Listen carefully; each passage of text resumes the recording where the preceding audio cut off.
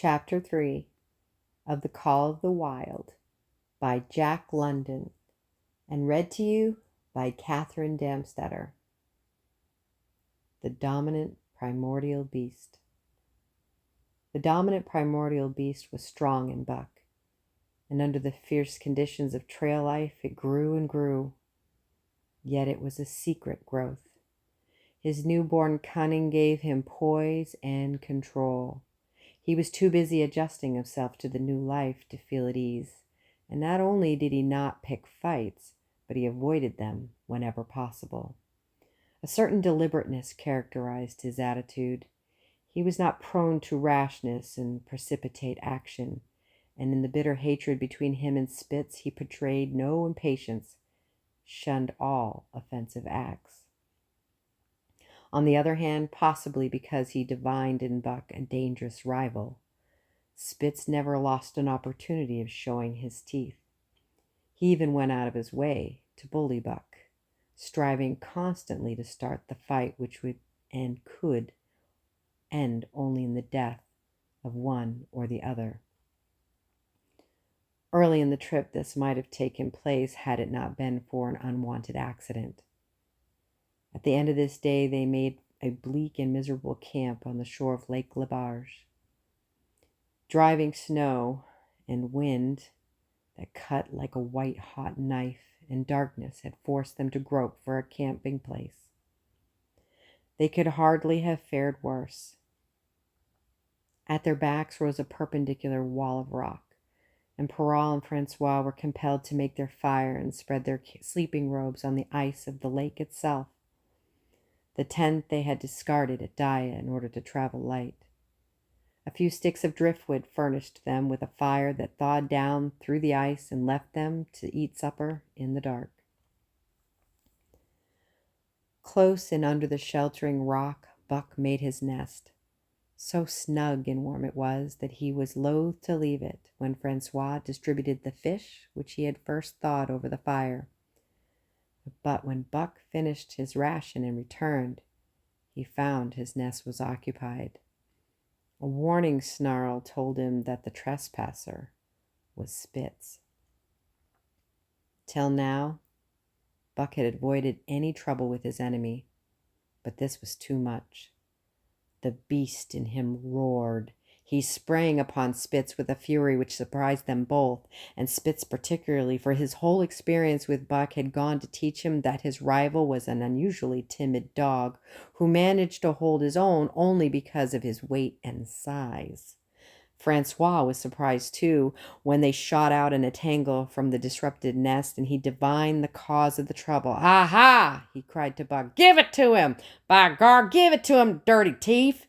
Spitz was equally willing, and he was crying with sheer rage and eagerness as he circled back and forth for a chance to spring in.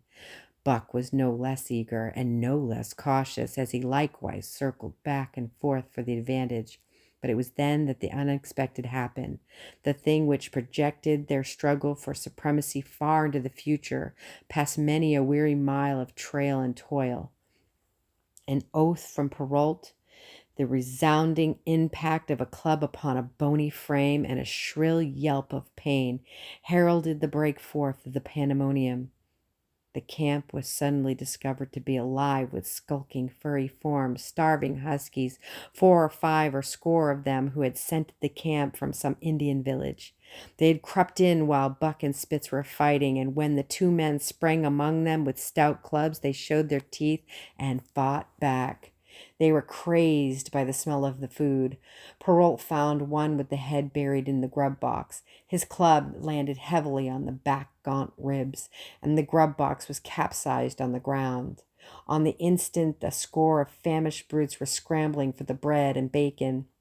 The clubs fell upon them unheeded. They yelped and howled under the rain of blows, but struggled none the less madly till the last crumb had been devoured. In the meantime, the astonished team dogs had to burst out of their nests only to be set upon by the fierce invaders. Never had Buck seen such dogs. It seemed as though their bones would burst through their skins. They were mere skeletons draped loosely in draggled hides with blazing eyes and slavered fangs. But the hunger madness made them terrifying, irresistible. There was no opposing them. The team dogs were swept back against the cliff at the first onset.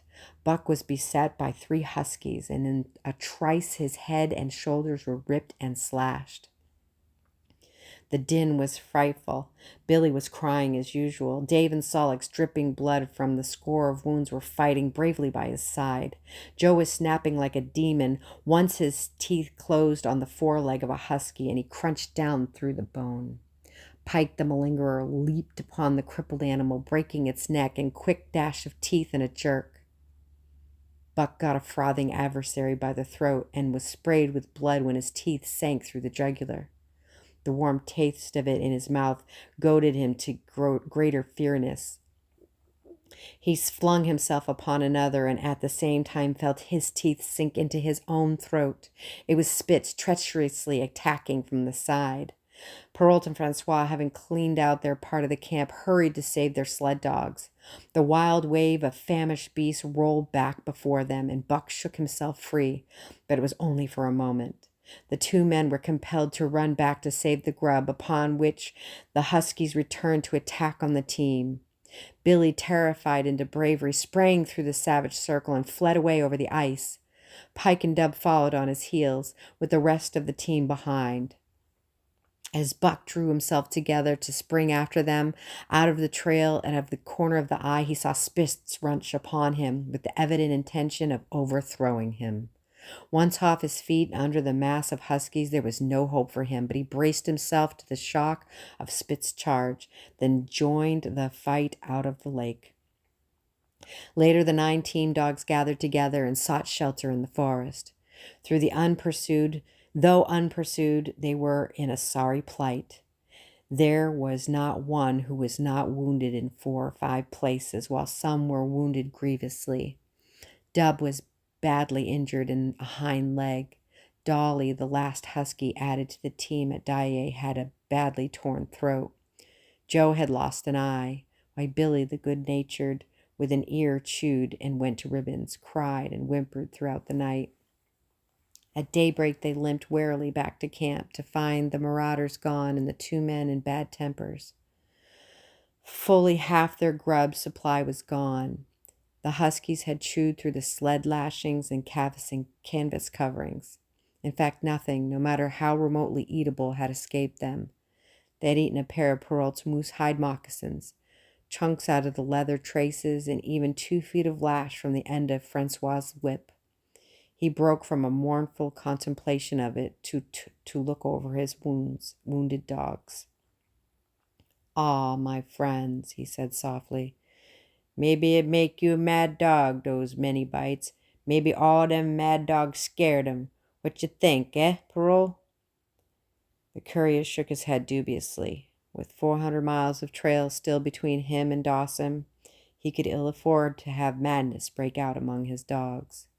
2 hours of cursing and exertion got the harnesses into shape, and the wound-stiffened team was under way, struggling painfully over the hardest part of the trail they had yet encountered, and for that matter, the hardest between them and Dawson. The 30-mile river was wide open. Its wide water defied the frost, and it was in the eddies only and in the quiet places that the ice held it all. 6 days of exhausting toil were required to cover those 30 terrible miles. And terrible they were, for every foot of them was accomplished at the risk of life to dog and man. A dozen times Perrault, nosing the way, broke through the ice bridges, being saved by a long pole he carried, which he so held that it fell each time across the hole made by his body. But a cold snap was on, and the thermometer registering 50 below zero, and each time he broke through, he was compelled for very life to build a fire and dry his garments. Nothing daunted him. It was because nothing daunted him that he had been chosen for the government courier. He took all manner of risks, resolutely thrusting his little weazened face into the frost and struggling on from dim dawn to dark. He skirted the frowning shores on rim ice that bent and crackled underfoot and on which they dared not halt. Once the sled broke through, with Dave and Buck, and they were half frozen and all but drowned by the time they were dragged out. The usual fire was necessary to save them. They were coated solidly with ice, and the two men kept on them and kept them on the run and kept them on the fire, sweating and thawing, so close they were to being singed by the flames. At another time, Spitz went through, dragging the whole team after him up to Buck, who strained backward with all his strength, his forepaws on the slippery edge and the ice quivering and snapping all around. But behind him was Dave, likewise straining backwards, and behind the sled was Francois, pulling till his tendons cracked. Again the rim ice broke away before and behind, and there was no escape except for the cliff. Perrault scaled it by a miracle, while Francois prayed for just that miracle, and with every thong and sled lashing and last bit of harness rove into the long rope, the dogs were hoisted one by one to the cliff crest. Francois came up last, after the sled and load. Then came the search for a place to descend, which descent was ultimately made by the aid of a rope, and night found them back on the river with a quarter of a mile to the day's credit. By the time they made it to the Hootalinqua, a good ice, Buck was played out. The rest of the dogs were in like condition, but Perrault, to make up lost time, pushed them late and early. The first day they covered 30 miles to the Big Salmon, the next day 35 more to the Little Salmon, and the third day 40 miles, which brought them well upward to the Five Fingers. Buck's feet were not so compact and hard as the feet of the huskies. His had softened during the many generations since the day his last wild ancestor was tamed by the cave dweller or a riverman. All day long he limped in agony in camp once camp was made, laid down like a dead dog. Hungry as he was, he would not move to receive his ration of fish, which Francois had to bring to him. Also the dog driver rubbed Buck's feet for a half an hour each night after supper and sacrificed the tops of his own moccasins to make 4 moccasins for Buck.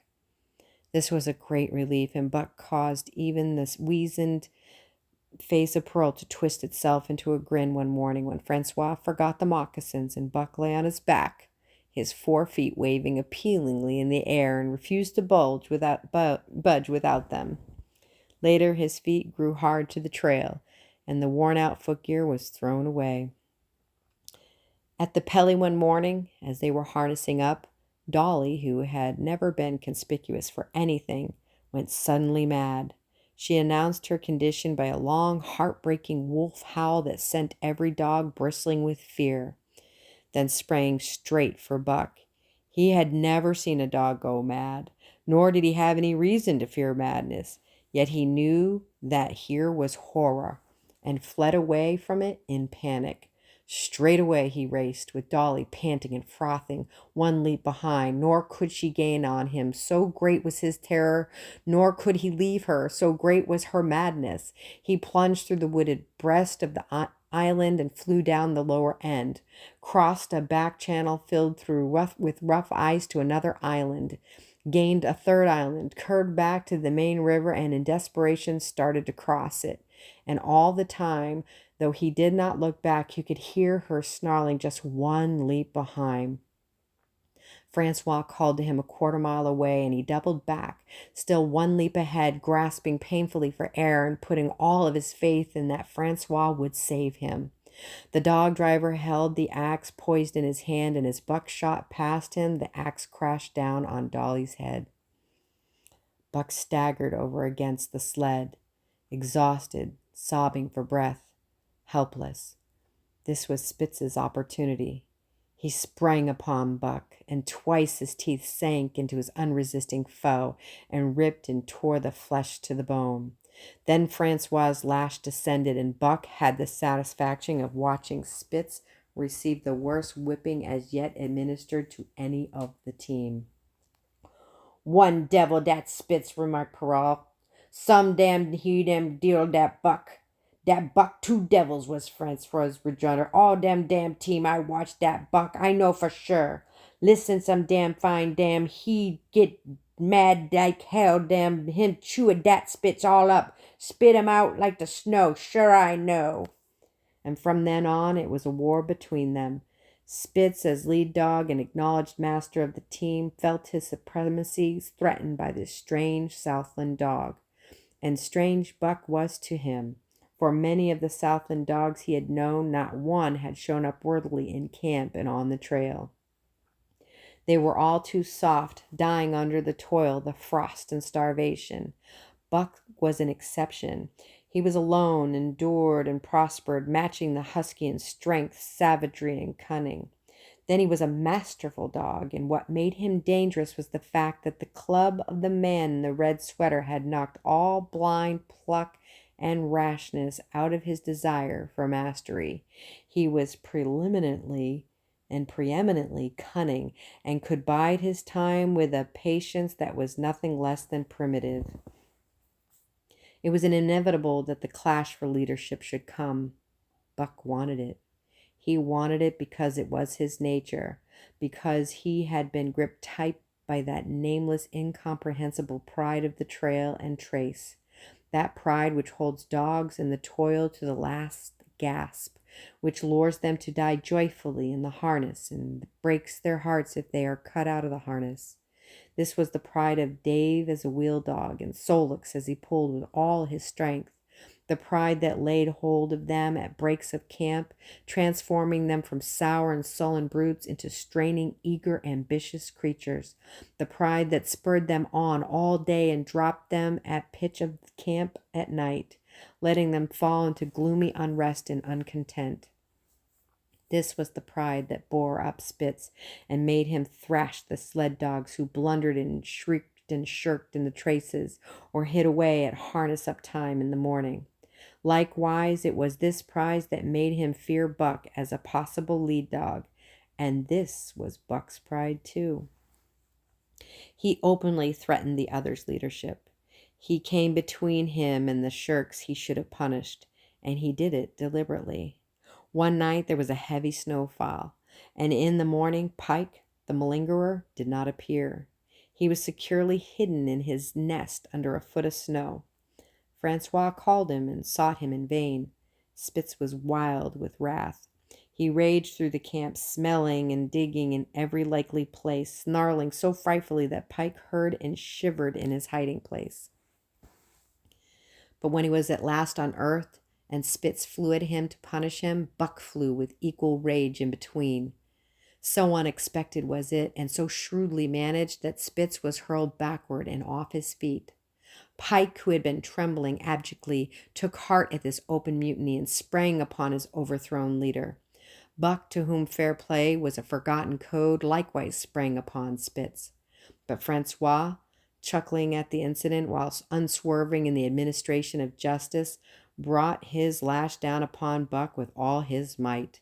This failed to drive Buck from his prostrate rival, and the butt of the whip was brought into play. Half stunned by the blow, Buck was knocked backward, and the lash laid upon him again and again, while Spitz soundly punished the many times offending Pike.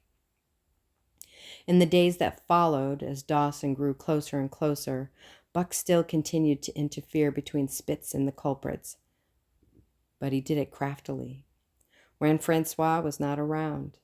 With the covert mutiny of Buck, a general insubordination sprang up and increased. Dave and Solix were unaffected, but the rest of the team went from bad to worst. Things no longer went right. There was continual bickering and jangling. Trouble was always afoot, and at the bottom of it was Buck.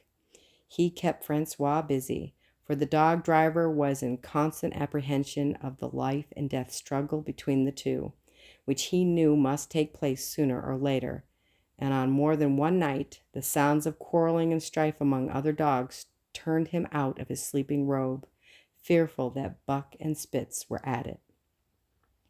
But the opportunity did not present itself, and they pulled into Dawson one dreary afternoon with the great fight still to come. Here were many men and countless dogs, and Buck found them all at work. It seemed the ordained order of things that dogs should work. All day they swung up and down the main street in long teams, and in the night their jingling bells still went by. They hauled cabin logs and firewood, freighted up to the mines, and did all manner of work that horses did in Santa Clara Valley. Here and there Buck met the Southland dogs, but in the main they were wild wolf husky breed. Every night, regularly at 9, at 12, at 3, they lifted nocturnal songs, a weird and eerie chant in which it was Buck's delight to join. With the aurora borealis flaming coldly overhead, or the stars leaping in the frost dance and the land numb and frozen under its pall of snow, this song of the huskies might have been the defiance of life, only it was pitched in minor key with a long-drawn wailing and half-sobs, and it was more of the pleading of life, the articulate travail of existence. It was an old song, old as the breed itself, one of the first songs of the younger world in a day when songs were sad. It was invested with the woe and unnumbered generations, this plant by which Buck was so strangely stirred. When he moaned and sobbed, it was the pain, and with the pain of living that was sold with the pain of the wild fathers, and the fear and mystery of the cold and dark that was to them fear and mystery. For Katherine. And that he should be stirred by it marked the completeness with which he harked back through the ages of fire and roof to the raw beginnings of life in the howling ages. 7 days from the time they pulled into Dawson, they dropped down the steep bank by the barracks to the Yukon Trail and pulled for Dyea and Saltwater.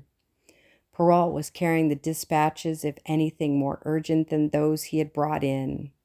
The travel's pride had gripped him, and he purposed to make the record trip of the year. Several things favored him in this. The week's rest had recuperated the dogs and put them through thorough trim. The trail they had broken into the country was packed hard by later journeyers. And further, the police had arranged in 2 or 3 places deposits of grub for dogs and man, and he was traveling light. They made 60 miles, which is a 50-mile run on the first day, and the second day saw them booming up the Yukon, well up their way to Pelly. But such splendid running was achieved not without great trouble and vexation on the part of Francois. The insidious revolt led by Buck had destroyed the solidity of the team. It no longer was as one dog leaping in the traces. The encouragement Buck gave the rebels led them into all kinds of petty misdemeanors. No more was Spitz a leader greatly to be feared. The old awe departed, and they grew equal to challenging his authority. Pike robbed him of his half-fish one night and gulped it down under the protection of Buck. Another night Dub and Joe fought Spitz and made him forego the punishment they deserved. And even Billy the good-natured was less good-natured, and whined not half so placatingly in the former days. Buck never came near Spitz without snarling and bristling menacingly. In fact, his conduct approached that of a bully, and he was given to swaggering up and down before Spitz's very nose. The breaking down of discipline likewise affected the dogs and their relationships with one another. They quarreled and bickered more than ever among themselves, till at times the camp was a howling bedlam. Dave and Solix alone were unaltered, though they were made irritable by the unending squabbling. Francois swore strange barbarous oaths and stamped the snow in futile rage and tore his hair. His lash was always singing among the dogs, but it was of small avail. Directly his back was turned, they were at it again. He backed up Spitz with his whip while Buck backed up the remainder of the team. Francois knew he was behind all the trouble, and Buck knew he knew. But Buck was too clever ever again to be caught red-handed. He worked faithfully in the harness, for the toil had become the delight to him, yet it was a greater delight slyly to precipitate a fight amongst his mates and tangle the traces. At the mouth of Tahkeena, one night after supper, Dub turned up a snowshoe rabbit, blundered it, and missed. In a second, the whole team was in a full cry. 100 yards away was a camp of the Northwest Police, with 50 dogs, huskies all, who joined the chase. The rabbit sped down the river, turned off into a small creek, up the frozen bed of which it had held steadily. It ran lightly on the surface of the snow while the dogs plowed through by main strength. Buck led the pack, 60 strong, around bend after bend, but he could not gain. He lay down low to the race, whining eagerly, his splendid body flashing forward leap by leap in the wan white moonlight, and leapt by and leaped by the pale frost wraith. The snowshoe rabbit flashed on ahead. All that stirring of old instincts which at stated periods drives men out from the sounding cities to forest and plain to kill things by chemically propelled leaden pellets, the bloodlust, the joy to kill, all this was Buck's, only it was infinitely more intimate. He was raging at the head of the pack, running the wild thing down, the living meat, to kill with his own teeth and wash his muzzle to the eyes warm in blood. There is an ecstasy that marks the summit of life, and beyond which life cannot rise, and such is a paradox of living. This ecstasy comes when one is most alive, and it comes as a complete forgetfulness that one is alive. This ecstasy, this forgetfulness of living, comes to the artist caught up and out of himself in a sheet of flame. It comes out of the soldier, war mad on the stricken field and refusing quarter. And it came to Buck, leading the pack, sounding the old wolf cry, straining after the food that was alive and that fled swiftly before him through the moonlight. He was sounding the deeps of his nature and the parts of his nature that were deeper than he, going back into the womb of time. He was mastered by the sheer surging of life, the tidal wave of being, the perfect joy of each separate muscle, joint, and sinew, and that it was everything, that it was not death, that it was aglow and rampant and expressing itself in every movement, flying exultantly under the stars and over the face of dead matter that did not move. But Spitz, cold and calculating, even in his supreme moods, left the pack and cut across the narrow neck of land where the creek made a long bend around. Buck did not know of this, and as he rounded the bend, the frost wraith of a rabbit still flitting before him, he saw another larger frost wraith leap from the overhanging bank into the immediate path of the rabbit. It was Spitz.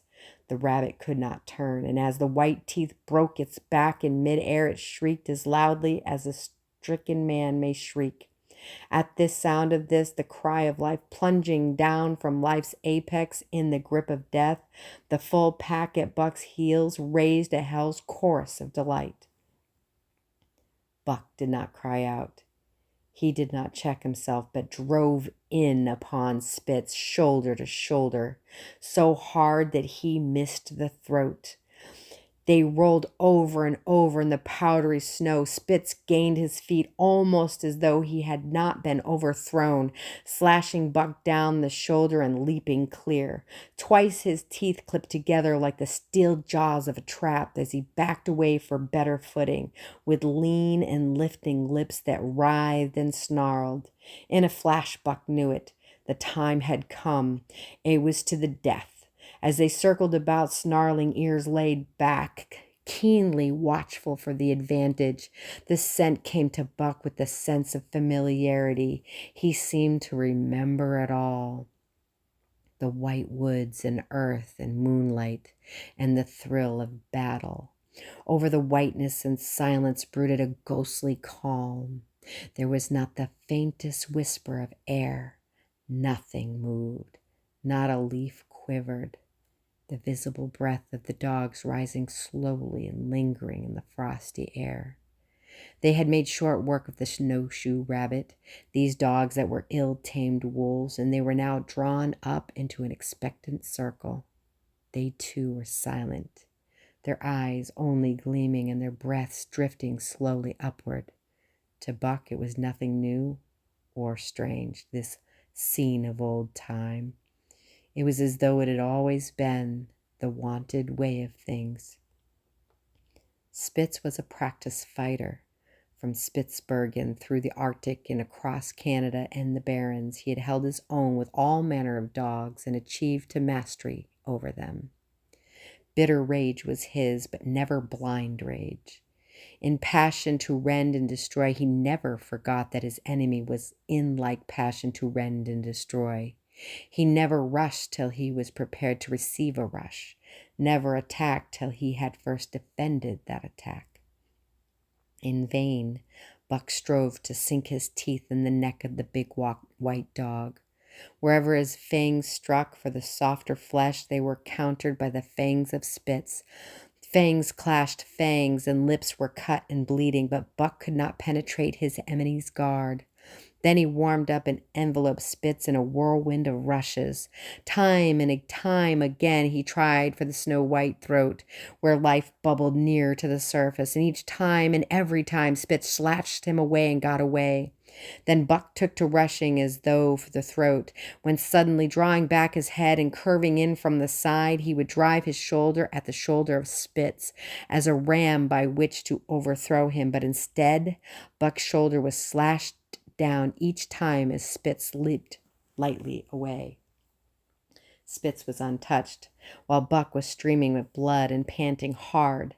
The fight was growing desperate, and all the while the silent wolfish circle waited to finish off whichever dog went down. As Buck grew winded, Spitz took to rushing, and he kept him staggering for footing. Once Buck went over, and the whole circle of 60 dogs started up, but he recovered himself almost in midair, and the circle sank down again and waited. But Buck possessed a quality that made for greatness: imagination. He fought by instinct, but he could fight by head as well. He rushed as though attempting the old shoulder trick, but at that last instant swept low to the snow and in. His teeth closed in on Spitz's left foreleg. There was a crunch of breaking bone, and the white dog faced him on 3 legs. Thrice he tried to knock him over, then repeat the trick and broke the right foreleg.